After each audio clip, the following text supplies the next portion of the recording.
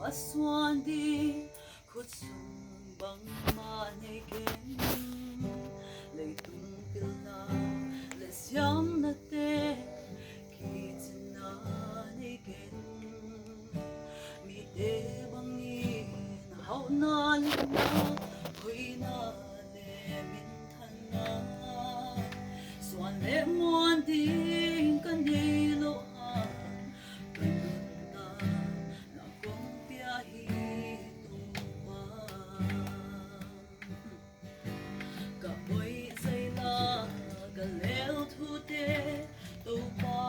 sa thao ni lo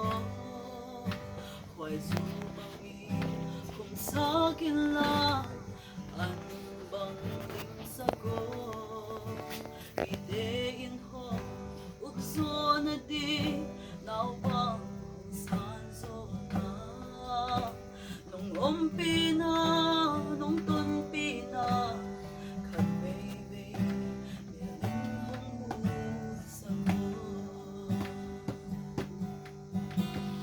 Tin na le guang zo na te to pa nang ai vang le na pi na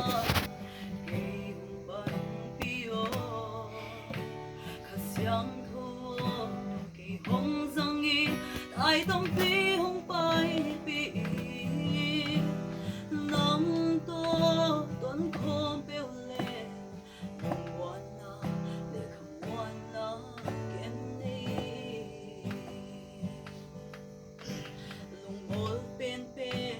Nao pang khát lên tu ba kỳ nông đeo xe hậu na minh thân na đế sang in man pha zo sa i dễ en na pan cấp phúc lâu na tu ba kỳ hồng kê mi cầm mắt xuân lê có dinh vai tê na zia lê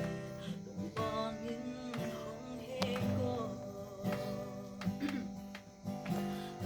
Tin na le quang zo na te to pa nang ai vang le na mi ai na ke hon ban pi o ka siang tho ke hong zang i tai dong pi hong pai pi nang to ton khom pe